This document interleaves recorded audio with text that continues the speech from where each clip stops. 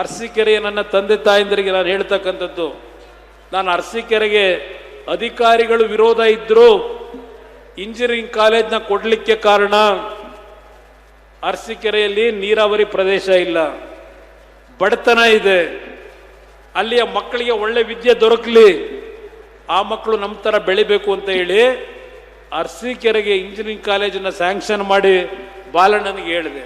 ಮುಂದೆ ಸ್ವಲ್ಪ ಒಳ್ಳೆ ದಿನಗಳು ಬಂದರೆ ಚನ್ನರಾಯಪಟ್ಟಣಕ್ಕೂ ಒಂದು ಕೊಡೋಣ ಅಂತೆ. ನಾನಿವತ್ತು ಬರಬೇಕಾದ್ರೆ ಮೈಸೂರಿನ ನಮ್ಮ ಲೀಡರ್ ಹೇಳ್ತಾ ಇದ್ರು ನನಗೆ, ಮೈಸೂರಿನಲ್ಲಿ ಸನ್ಮಾನ್ಯ ಸಿದ್ದರಾಮಯ್ಯವರು 8 ವರ್ಷದ ಮುಖ್ಯಮಂತ್ರಿಗಳು, ಈಗಾಗಲೇ ದಾಖಲೆ ನಿರ್ಮಾಣ ಮಾಡಿಬಿಟ್ರು, ದೇವರಾಜ ಅರಸು ಅವರ ದಾಖಲೆನ.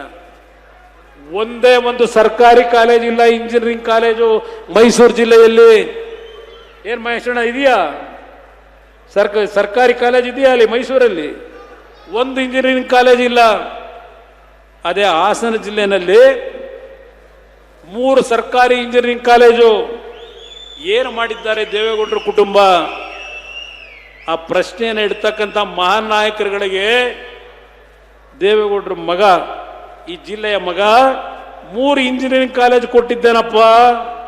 ನೀವೇನು ಕೊಟ್ಟಿದ್ದೀರಪ್ಪ? ನೀವೇನು ಕೊಟ್ಟಿದ್ದೀರಿ? ಹಾಸನದ ರಿಂಗ್ ರಸ್ತೆ ಮೊನ್ನೆ ಜಿಲ್ಲಾ ಸಚಿವರೇನೋ ಮಾತಾಡ್ತಿದ್ದು ನೋಡಿದೆ ಪತ್ರಿಕೆಯಲ್ಲಿ. 8 ವರ್ಷ ಬೇಕಾ 9 ವರ್ಷ ಬೇಕಾ ನಮ್ಮ ಹಾಸನ ಜಿಲ್ಲೆಯ ರಿಂಗ್ ರೋಡ್ ಮಾಡಲಿಕ್ಕೆ? ಅಪ್ಪ, ನಿಮ್ಗೆ ಅಧಿಕಾರ ಇದೆ, ಹೌದು 9 ವರ್ಷದಿಂದ ಮಾಡಲಿಲ್ಲ, ಅದಕ್ಕೆ ಯಾರ್ಯಾರ ಕಾರಣ ಹೇಳೋದು ಬೇಡ. ಈಗ ಆಗಿದ್ದೀರಲ್ಲಪ್ಪ, ಸರ್ಕಾರ ಇದೆಯಲ್ಲಪ್ಪ, ಕಂಪ್ಲೀಟ್ ಮಾಡ್ರಪ್ಪ. ಇಲ್ಲಿ ನಮ್ಮ ಏರ್ಪೋರ್ಟು ದೇವೇಗೌಡರು ತೀರ್ಮಾನ ಮಾಡಿದ್ದು 30 ವರ್ಷಗಳ ಹಿಂದೆ. ದೇವೇಗೌಡರು ಏರ್ಪೋರ್ಟ್ನ ಮಾಡಬೇಕು ಅಂತ ಹೊರಟಿದ್ದು ವಿಲಾಸಿ ಜೀವನಕ್ಕಲ್ಲ. ಯಾವನನ್ನ ರೈತರು ಹಾಸನ ಜಿಲ್ಲೆನಲ್ಲಿ ನೀವು ಆಲೂಗೆಡ್ಡೆ ಬೆಳೀತಾ ಇದ್ರಿ, ಆಲೂಗೆಡ್ಡೆ ಬೆಳೆ ಬಹುಶಃ ಇವತ್ತು ಆಲ್ಮೋಸ್ಟ್ ಅಲ್ಲಿ ನಿಂತೋಗಿರಬೇಕೀಗ. ಇವತ್ತು ಆಲೂಗೆಡ್ಡೆ ಬೆಳೆದು ಬದುಕ್ತಾ ಇದ್ದೀರಿ, ಇವತ್ತು ಆ ಪರಿಸ್ಥಿತಿ ಉಳಿದಿಲ್ಲ. 30 ವರ್ಷದ ಹಿಂದೆ ಚಿಂತನೆ ಮಾಡಿದ್ರು, ಯಾವ ಆಲೂಗೆಡ್ಡೆಯನ್ನ ಹೊರದೇಶಗಳಿಗೆ ರಫ್ತು ಮಾಡ್ತಕ್ಕಂಥ ವೆರೈಟಿಯನ್ನು ತಂದು ನನ್ನ ರೈತರಿಗೆ ಉತ್ತಮವಾದ ಬೆಳೆಯನ್ನ ಬೆಳಿಲಿಕ್ಕೆ ತಯಾರು ಮಾಡಿ, ಆ ರೈತರು ಬೆಳೆದಂಥ ಬೆಳೆಯನ್ನ ಹೊರದೇಶಗಳಿಗೆ ಸಾಗಿಸ್ಲಿಕ್ಕೆ ಏರ್ ಕಾರ್ಗೋಗಳನ್ನು, ವಿಮಾನಗಳನ್ನು ಈ ಒಂದು ಹಾಸನ ಜಿಲ್ಲೆಯಲ್ಲಿ ಬರ್ತಕ್ಕಂಥ ವ್ಯವಸ್ಥೆ ತರಬೇಕು ಅಂತೇಳಿ 30 ವರ್ಷಗಳೇ ಆಗಿರಬೇಕಾಗಲಿ. ಈ ರಾಜ್ಯದಲ್ಲಿ ಯಾವುದೇ ಭಾಗದಲ್ಲಿ ಬೆಂಗಳೂರು ಬಿಟ್ಟರೆ ಏರ್ಪೋರ್ಟ್ ಇರಲಿಲ್ಲ. ಅಂತಹ ಸಂದರ್ಭದಲ್ಲಿ ಏರ್ಪೋರ್ಟ್ ಮಾಡಬೇಕು ಅಂತ ಕನಸು ಕಂಡಂಥವ್ರು. ಇದಕ್ಕೆ ಯಾರ್ಯಾರು ನಮಗೆ ದ್ರೋಹ ಮಾಡಿದ್ದಾರೆ ಈ ಜಿಲ್ಲೆಗೆ ನಾನೀಗ ವೇದಿಕೆ ಮೇಲೆ ಚರ್ಚೆ ಮಾಡೋಕ್ಕಾಗಲ್ಲ. ಯಾರ್ಯಾರಿಂದ ದ್ರೋಹ ಆಯಿತು ಈ ಜಿಲ್ಲೆಯ ಅಭಿವೃದ್ಧಿ? ರೇವಣ್ಣ ಬಹುಶಃ ನನಗೆ ರೇಗಿಸೋರು. ಏನಾದರೂ ಸರ್ಕಾರದಲ್ಲಿ ಏನಾದರೂ ನೇಣಾಕ ಬಂದು ಒಂದು ಹಗ್ಗ ಸಿಗ್ತಿದ್ರೆ ಅದೇ ಒಂದು ನನಗೂ ಕೊಡುವಂತ ಅಂದ್ಬಿಟ್ಟು ಕೇಳ್ತೇನೆ ರೇವಣ್ಣ. ಅಂಥ ಮಟ್ಟಿಗೆ ಅಭಿವೃದ್ಧಿ ಅಂದರೆ ಏನು ಸಿಕ್ಕಿದ್ರು ಬೇಕು ಅಂತ ಹೇಳ್ತಾನೆ ಅಂತ ಹೇಳಿ. ಇವತ್ತೇನಾದರೂ ಹಾಸನ ಜಿಲ್ಲೆಯಲ್ಲಿ ಅಭಿವೃದ್ಧಿ ಅಂತಕ್ಕಂಥದ್ದನ್ನು ಕಂಡಿದ್ರೆ ಹಾಸನ ಜಿಲ್ಲೆಯ ನಗರದ ಜನತೆಗೂ ನಾನು ಮನವಿ ಮಾಡ್ತೇನೆ. ನಾವು ಬರೀ ಕೇವಲ ರೈತರ ಪಕ್ಷ ಅಲ್ಲ, ಇದು ರೈತರು ಶಕ್ತಿ ಕೊಟ್ಟಿರೋ ಪಕ್ಷ ಇದು. ಆದರೆ ಇವತ್ತು ರಾಜ್ಯದ ನಗರ ಪ್ರದೇಶಗಳಲ್ಲೂ ಅಭಿವೃದ್ಧಿಗೆ ಯಾವ ರೀತಿಯ ಒಂದು ಕಾರ್ಯಕ್ರಮಗಳನ್ನು ಕೊಟ್ಟಿದ್ದೇವೆ, ದಾಖಲೆಗಳನ್ನು ಕೊಡಲಿಕ್ಕೆ ತಯಾರಾಗಿದ್ದೇನೆ. ಸಿದ್ದರಾಮಯ್ಯನವರ 8 ವರ್ಷದ ಆಡಳಿತ, ಕಾಂಗ್ರೆಸ್ನವರ 50 ವರ್ಷದ ಆಡಳಿತ, ಸವಾಲು ಸ್ವೀಕಾರ ಮಾಡ್ತೀನಿ ಚರ್ಚೆ ಮಾಡ್ಲಿಕ್ಕೆ. ನಾನು ಕೇವಲ ಇದ್ದಂಥ 20 ತಿಂಗಳು 14 ತಿಂಗಳು 2 ಬಾರಿ ಸ್ವತಂತ್ರವಾದ ಸರ್ಕಾರ ಅಲ್ಲ ನಂದು, ಬೇರೆ ಪಕ್ಷಗಳ ಹಂಗನಲ್ಲಾದಂಥವನು ನಾನು. ಅಂಥ ಸಂದರ್ಭದಲ್ಲೂ ಯಾವ ರೀತಿಯಲ್ಲಿ ಸರ್ಕಾರ ನಡೆಸಿಕೊಟ್ಟಿದ್ದೇನೆ. 2018 ಹೇಳಿದೆ ನಾನು, ನನಗೇನಾದರೂ ಒಂದು ಬಾರಿ ಅಧಿಕಾರ ಕೊಟ್ಟರೆ ನನ್ನ ರೈತರು ಆತ್ಮಹತ್ಯೆ ಮಾಡ್ಕೋಬೇಡಿ, ನಿಮ್ಮ ಸಾಲ ಸಂಪೂರ್ಣ ಮನ್ನಾ ಮಾಡಿಕೊಡ್ತೀವಿ ಅಂತ. ಎಲ್ಲಿ ತರ್ತಾನೆ ದುಡ್ಡನ್ನ? ಇವನೆಲ್ಲ ಅಧಿಕಾರಿಗೆ ಬರ್ತಾನೆ ಅಂದರು.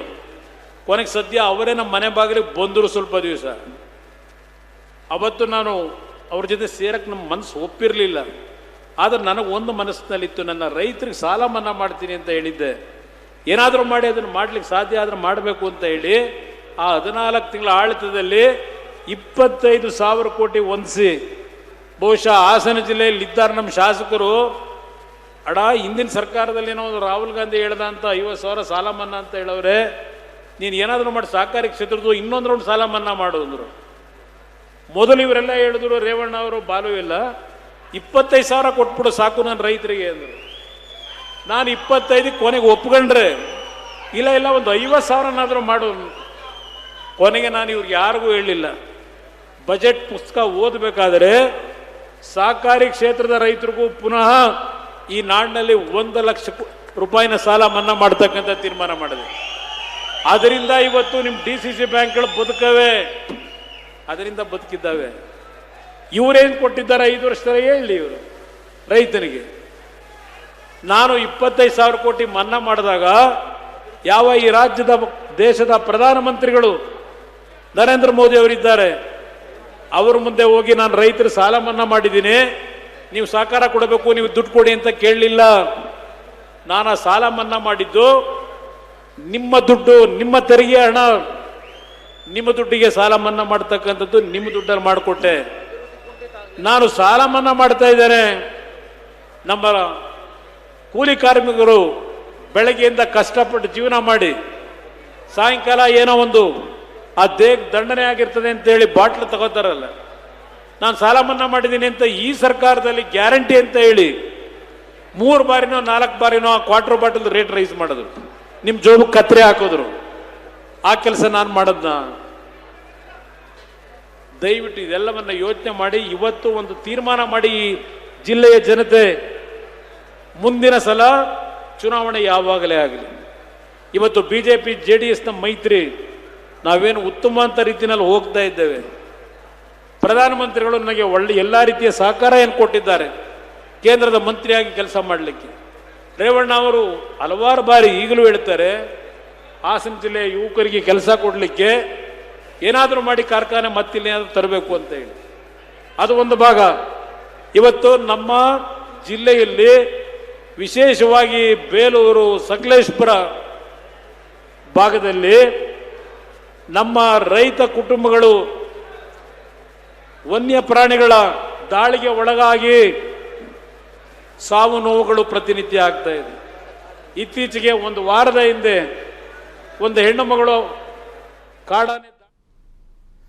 ಸುದ್ದಿ ಮುಂದುವರಿಯುತ್ತೆ ಚಿಕ್ಕ ಬ್ರೇಕ್ನ ನಂತರ.